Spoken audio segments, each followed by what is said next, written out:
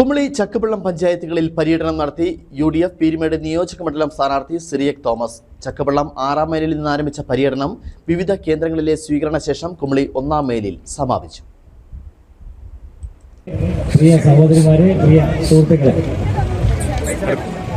വളരെ സമയം വൈകിയതുകൊണ്ട് ഞാൻ ഒരു വാക്ക് മാത്രമേ പറയുന്നുള്ളൂ. ഏപ്രിൽ 9 നടക്കുന്ന നിയമസഭാ തെരഞ്ഞെടുപ്പിൽ ഐക്യജനാധിപത്യ മുന്നണിയുടെ സ്ഥാനാർത്ഥിയായി മത്സരിക്കുന്ന എന്നെ കൈപ്പത്തി ചിഹ്നത്തിൽ വോട്ട് നൽകി വിജയിപ്പിക്കണം.